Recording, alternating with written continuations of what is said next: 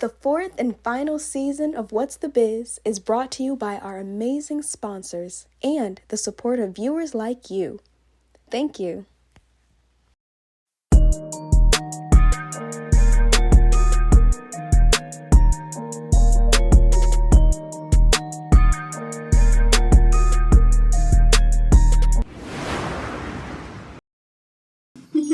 Hey everybody, it's Tejal here with What's the Biz with TJ, and this is the last episode.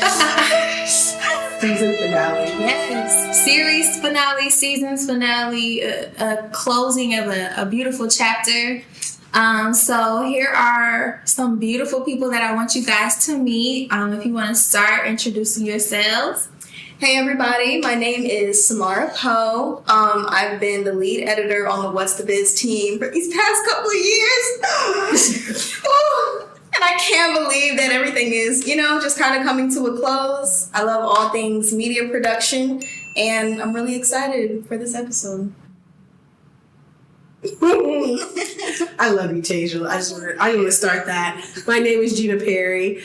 I am a filmmaker and photographer located in Dayton, Ohio. I have been the set director, production manager, sound person, all three rolled into one, and I've been very blessed to work with these wonderful folks here. Yes, so we'll get into all of the details behind our relationship and the behind the scenes of What's the Biz a little later. But I wanted to have a special panel with our team to really talk about what we've heard for this season so far. I think that we came from the business owners' perspective, the experts and community advocates' perspective, and now we really wanted to break it down and give you that community perspective, because I know y'all heard some things and I was like, what? This doesn't make sense. And so we want to just really break it down from a community member's perspective. So yeah, let's get started. Let's do it. Okay, so we've been talking with Black business owners and the community advocates, and they've been speaking on these experiences that they've had as Black people, Black entrepreneurs. But oftentimes I feel like society tries to deny us of them with things like pull yourself up by your bootstrap or work harder or I didn't have it this way. I didn't have it the same way you did. Why do you think society really tries to deny us and Black entrepreneurs of their experience? I believe that Black experiences specifically in this country are denied its validity because we clearly live in a capitalist system, right? Where we believe the labor that we put in will yield the results. So we have a collective mindset of if you just work hard enough, right, you should be able to do it.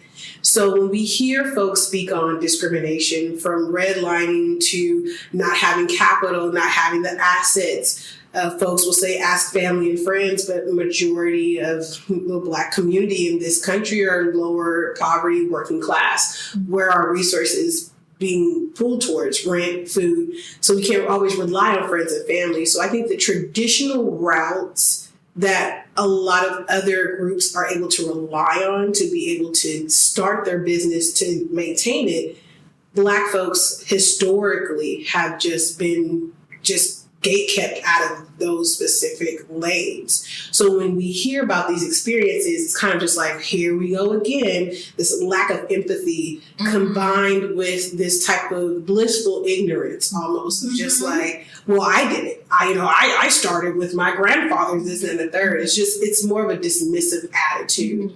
So I think folks really need to re-educate themselves, really go out and do the research, and then just have a little bit more empathy to understand that not everybody's story is the same, and in understanding that Black folks really have been discriminated against. It's well documented.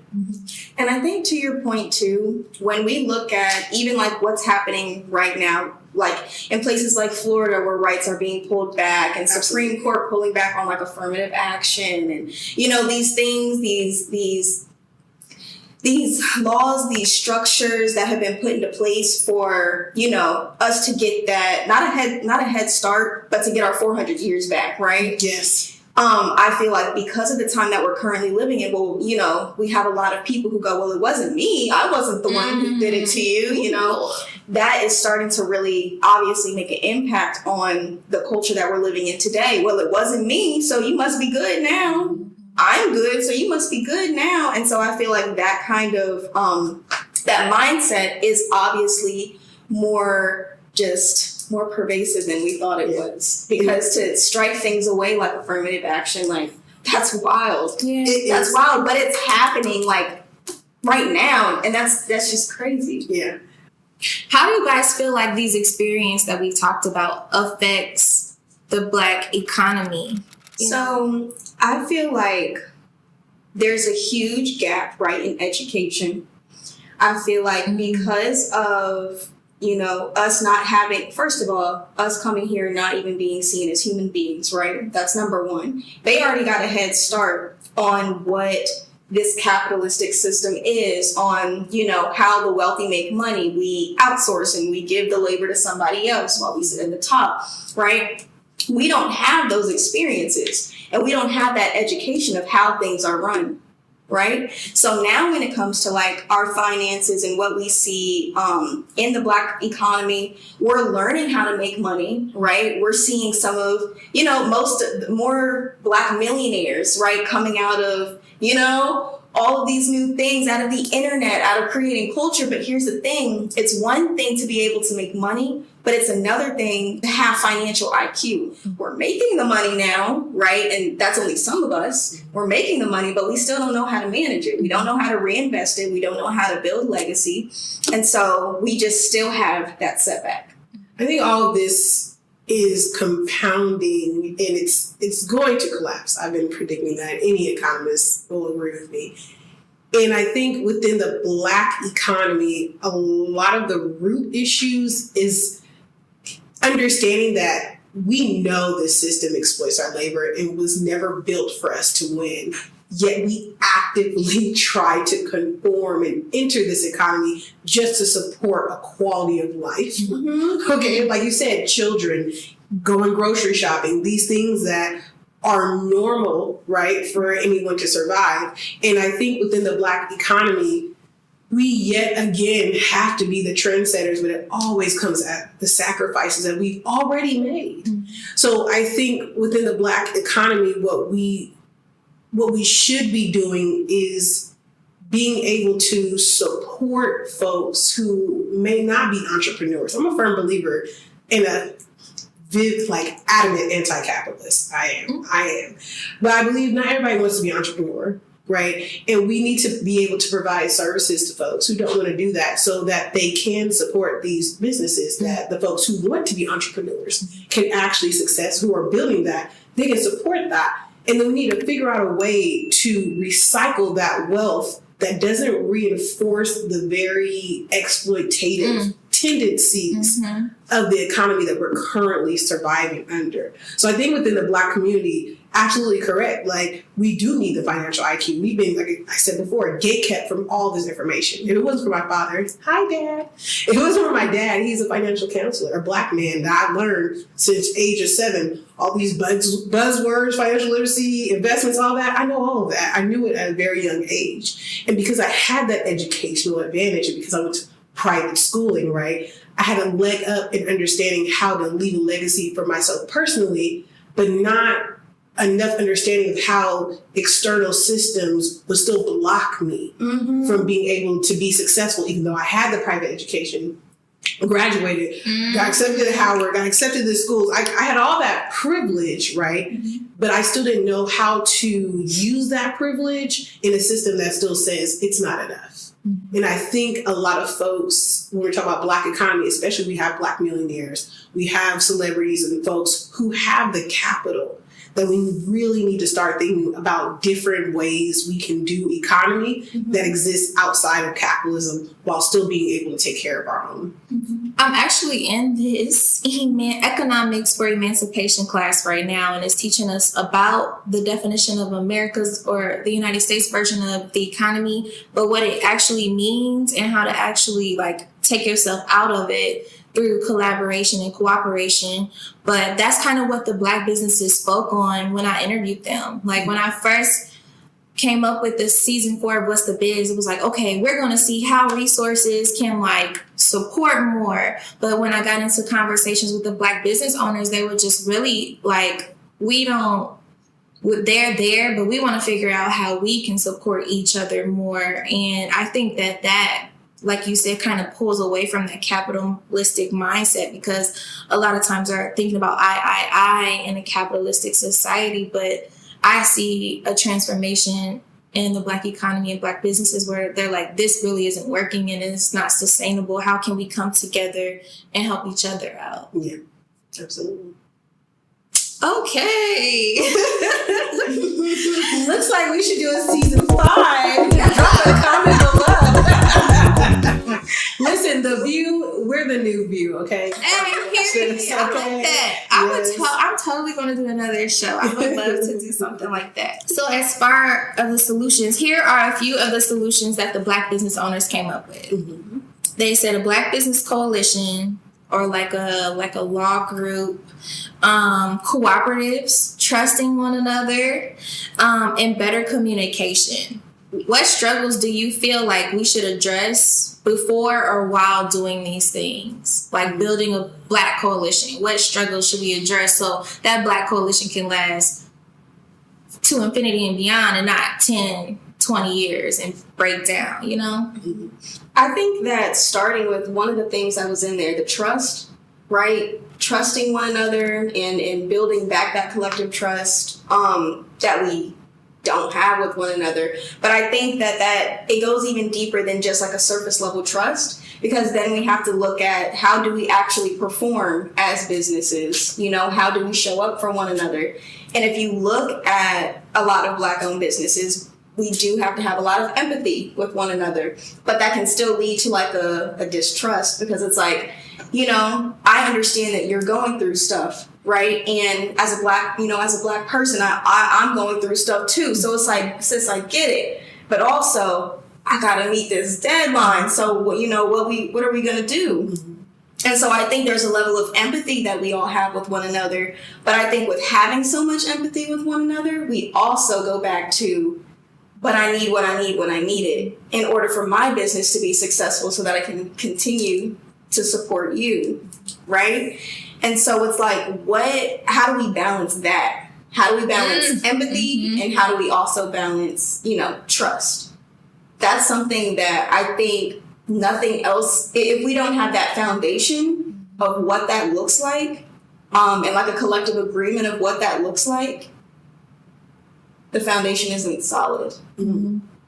I feel like survival mode taints that. Like, it's so hard, and I don't know. That's just a really good question, and that's something that I struggle with too, like balancing empathy and business and respect. But ultimately, like, I come from a place where I want to see your business succeed. I want to see your business succeed. And so, I don't know, I think you kind of have to pull yourself out of your own mind and out of your own chaos in those moments. Like, you kind of have to be really self-aware and be intentional about that. So, yeah. I come from a very specific perspective because I am working class. I'm a laborer. I've never been an entrepreneur. I've worked at businesses, specifically Black businesses and non-Black businesses as well. And personally, from what I have seen that I think can start onto the path of what you're speaking about of empathy and trust is we, again, have to set the bar. Yeah. When you're running a business and you're hiring Black folks, have maternity leave. Pay folks $25 an hour, pay a living wage. We have to implement certain guidelines that are that's an antithesis, the opposite, whatever word you want to use, to the current situations of where we are today. And with other businesses helping other Black businesses, I believe in, we've already had cooperations. You can Google that, Chat GPT, anything, and like, and it'll come up. It'll give you a whole list of Black coalitions and co-ops. I used to be a part of the Black Panther Party, still active in Oakland, California, and we were all about co-ops, right? I built so many community gardens to feed folks. So it's just like this combination of, we already have organizations in place doing the work. Mm-hmm. They just need people to support those organizations so that they don't just fail after 5 years. Yeah. And then the businesses who are saying, well, you know what?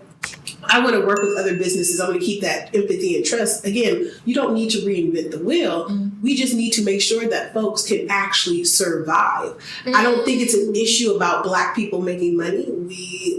Folks are always touting about how we are the largest class of spending in this country and how much revenue we can produce. And it's, for me, I just really feel like a lot of the solutions is literally just redirecting that revenue back into organizations doing the work. Mm-hmm. And then also tapping into that labor class, right? Because this is not going to change overnight. It's not going to change probably in 60 years. Technology will help us facilitate the speed, but we're still going to be used to and conditioned to the society and culture that we live in today. So I think tapping into that labor class, paying folks $25, $30 an hour, having full benefits, right? Providing childcare, and then those businesses who do childcare, use those folks, right? Those schools, Central State and HBCUs, start building bridges with those folks. So if you go to HBCU, guess what? Your tuition's now paid. If you go through an engineering program, like there's so many ways that we've already have helped folks kind of have a leg up that I feel like with businesses, whether you're working with another business or working with the laboring class,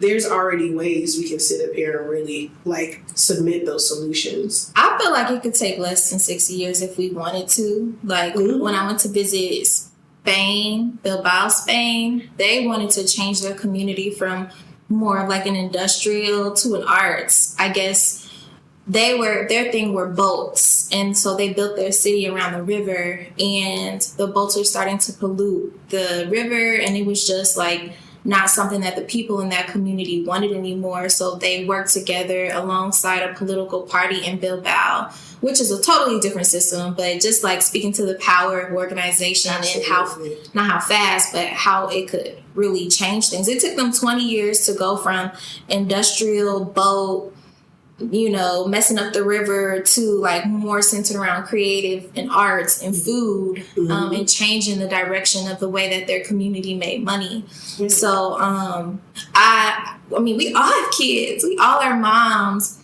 and like I am determined to like make sure like Luke, my son, doesn't have to experience this. Like even if I gotta destroy it, like that's where I'm at, because there's no excuse, and I'm sick of there being reasons and excuses on why it has to be this way. Yeah. And I love that you bring up that example, because I think it's hard for folks to visualize a future that's so different from the present we are living in. And I also think a lot of folks get scared, because I think another demographic of the Black economy and Black businesses that we forget is our parents' generation. There's a generation of people who did do a lot of physical hard labor for us to even sit here today. Right. And so that's a demographic we need to tap into and kind of bring into the pool.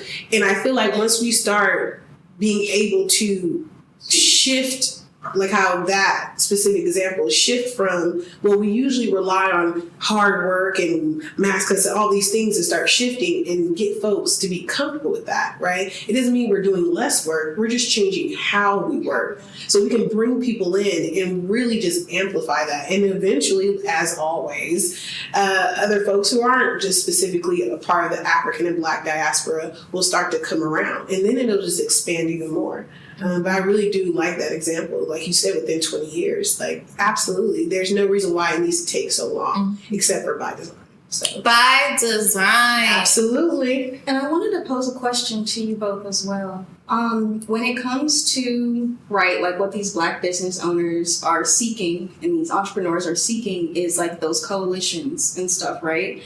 But I guess my question becomes like, with there being so many of them, I feel like we actually do have a lot of resources that we could be tapping into But it almost feels like, why do we always, just feel that need to create something new,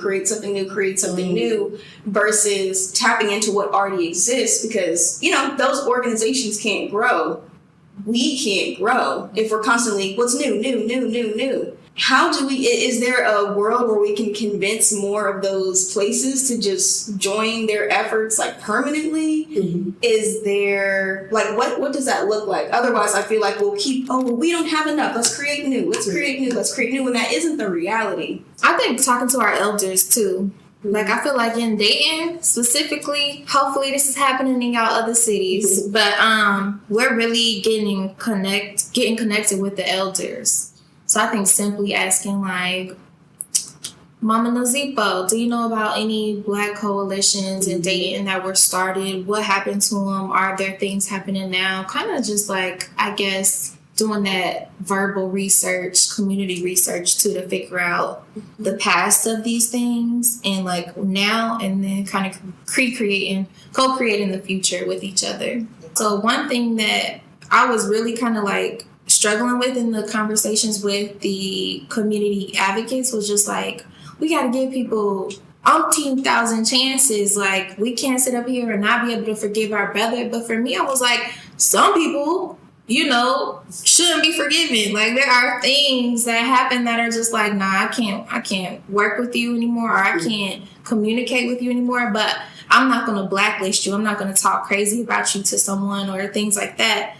So that was one thing that made me kind of like, just like do a side eye. Like, how do we get past the people that are intentionally hurting us in our community? Mm. But I think that goes back to like core principles. Which entail, like, what is one or two core principles that y'all feel like personally you would love to see the community uphold? Mm-hmm. Hot potato. One or two core principles I would like to see.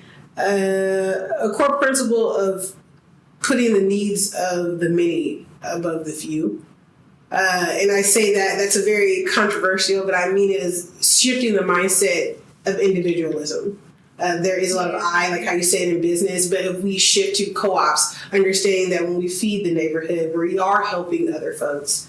And just really getting away from just what do I get out of it? What does my business get out of it? What does my family get out of it? And shift to what does my community get out of it? How does this help folks globally? How can we really expand that feeling and that unity of community?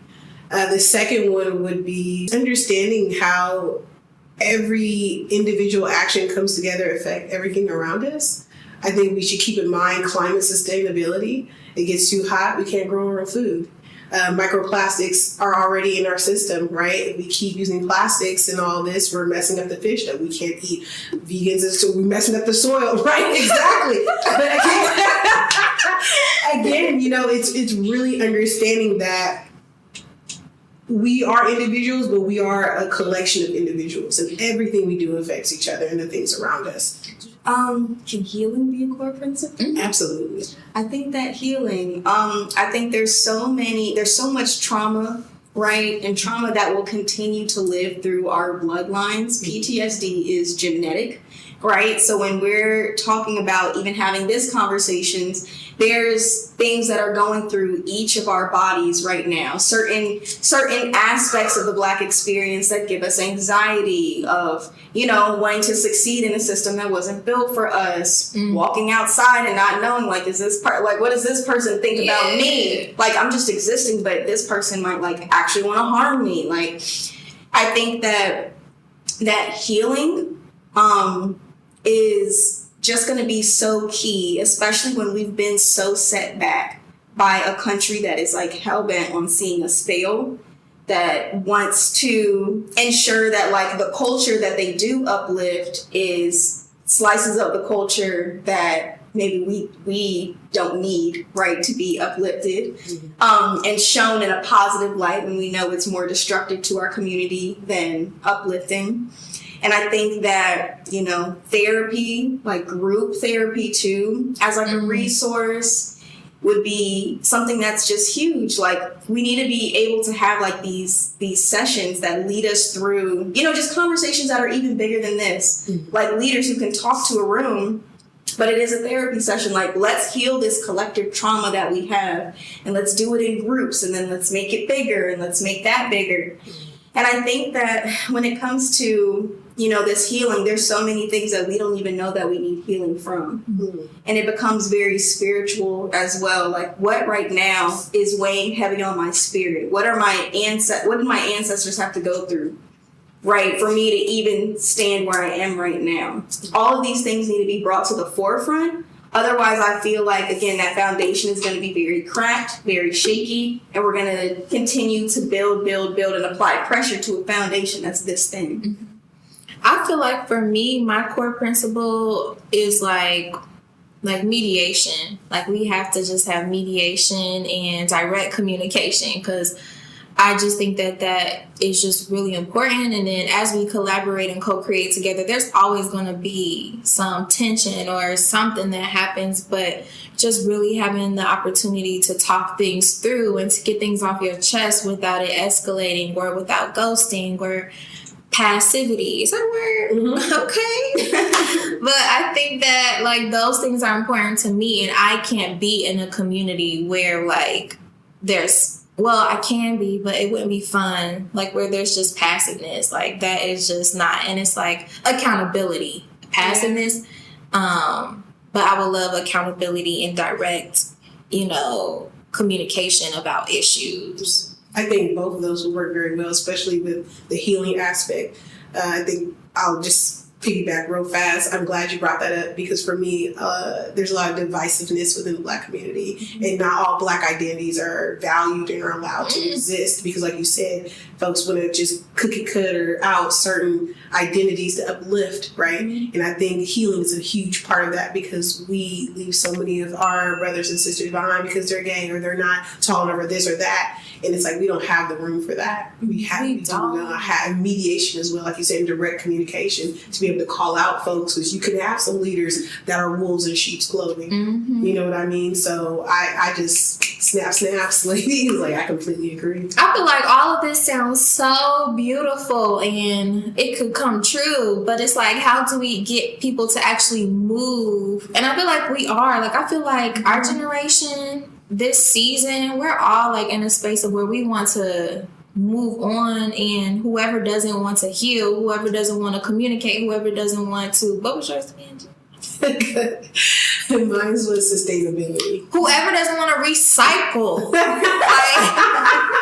I am that person. Y'all, no, for real. Gina got mad at me for not recycling once, and I was like, man, like, I really do need to change my life. I'm from California, if y'all are thinking. Yes, I am. Oh, yeah. Shoot. Okay, but yeah, all of this sounds lovely, but how do we get everyone on the same page? How do we get people to move? And so as the viewers, like, I just really, number one, want to congratulate you for even watching this. That means, like, you are in a space where you want to go to that next level, like we're trying to do, but also continue to be intentional and continue to pull people in, because the field is here, but we just got to keep trucking, to create that system that we want to see.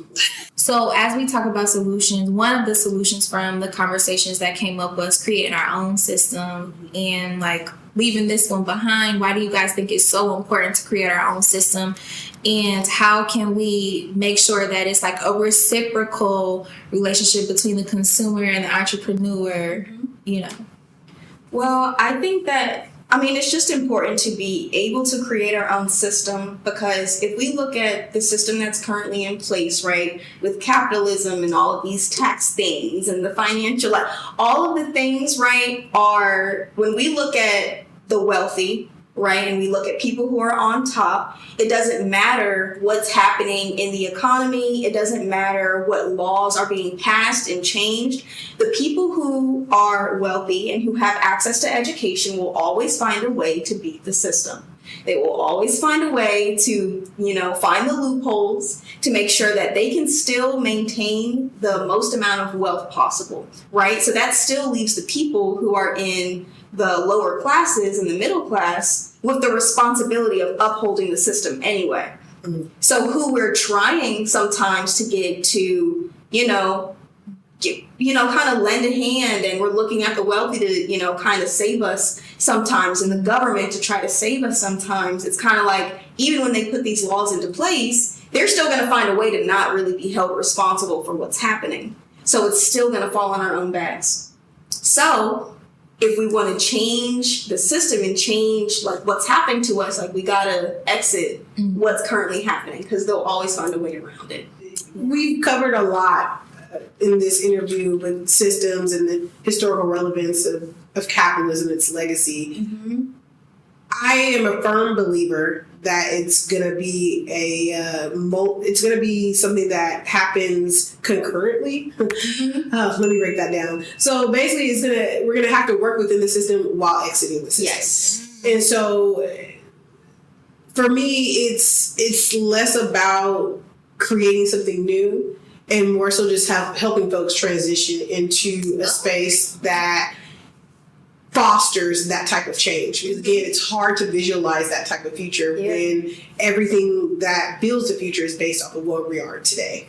And so when you're talking about wealthy folks and upper middle class and people hoarding, of course they're still going to do that. We have to account for that. And as we transition, help folks exit out of that system, they're going to need those resources to be able to create whatever system they feel is supportive for their own community. Yeah, I feel like creating a whole new system sounds, I don't know, I don't want to say scary because I'm not scared of it, but like ushering in people and helping each other transition sounds a lot easier because we aren't creating anything new. Like we aren't being born. Like we are using the resources that we have. So it is like a transition to a new system. And so as we think about resources in this new world, in this world that Black business owners want to create, how can resources that support Black businesses support them in a way that helps with this collective thought that they have? Like they want to create Black coalitions. How can resources help with that? They want to not be discriminated against when they go to banks. How can resources help with that?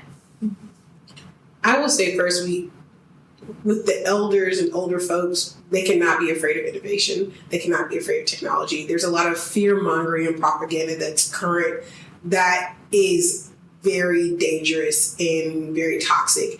And if we can't keep up with current technology, we'll just fade out into existence. Social media, cryptocurrency, which has become something completely different from its inception.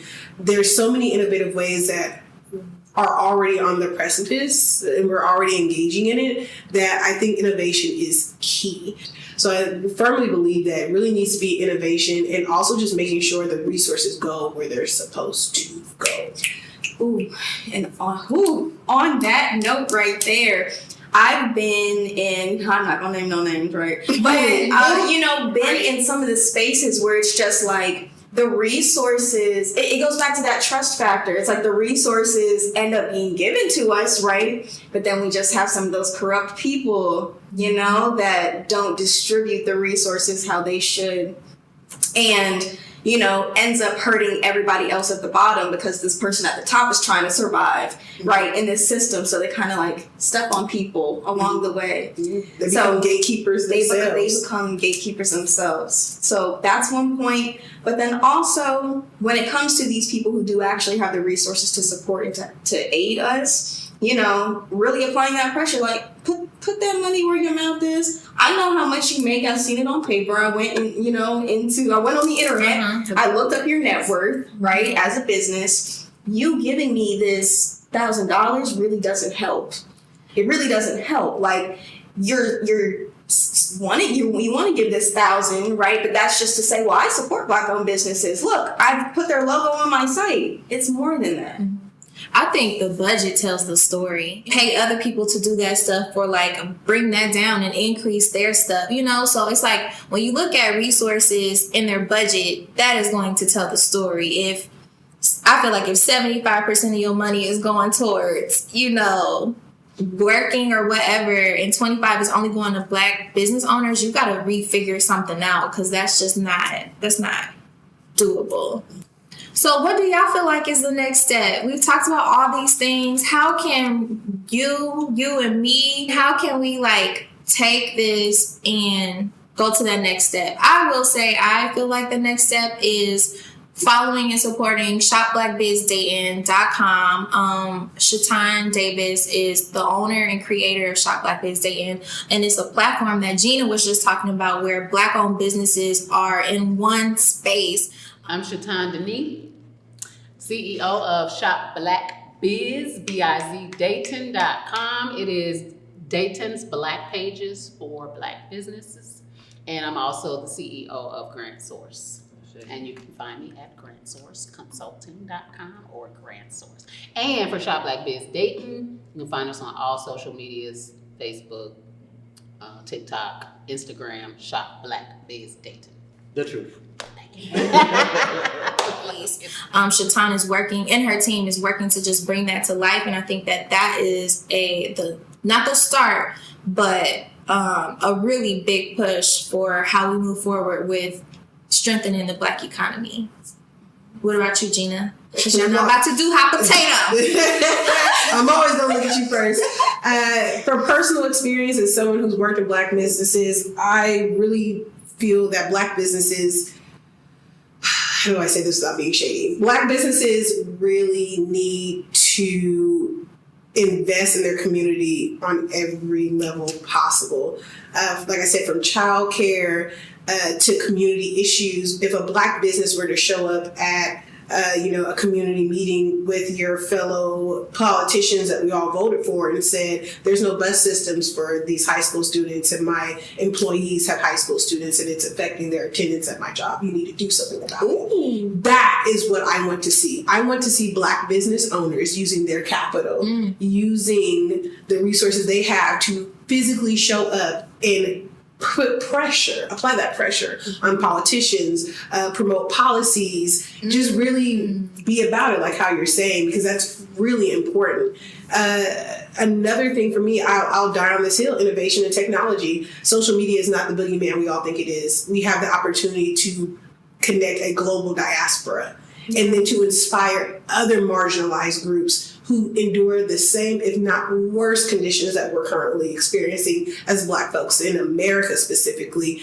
We have the technology and the innovative ways to connect all of us. It's really just like how you said, getting that game plan and then allowing even like chapters to exist. Like there's so many creative ways we can do this that it's almost endless. I think that for me, just setting a new standard. I think setting a new standard for how we show up as businesses, how we show up for one another. So, the healing is integrated into that as well. But I think we do need to find that balance as business owners, as brothers and sisters, to show up, right, to be accountable and to communicate so that, everybody is relying on one another to show up right now. So if we can't do that, we don't have a foundation to continue to build on these coalitions and continue to, to build back that trust of like, okay, I'm passing you the ball. You gonna catch it, right? Or you gonna fumble it? So I think just setting the standard and healing as a community. Well, thank you so much for answering that. I hope this was helpful. I hope that we gave you some tangible action items. Comment on all of What's the Biz is post and let us know what you think under the video. Like and subscribe. But also, let's change this world. Let's create something new. I'm getting out of changing the world. Let's create something new because our future really depends on it. So thank you again for coming. The last episode of What's the Biz. Hey. Thank you so much for just being here these past 4 seasons. It's just really been a blast. I'm excited for what's to come. And yeah, thanks y'all. Gotta give Tasia her flowers too. Thank you for creating a platform like this. I want to do that over there. I want to do that over there. I'm going to make you cry. Bye. Bye.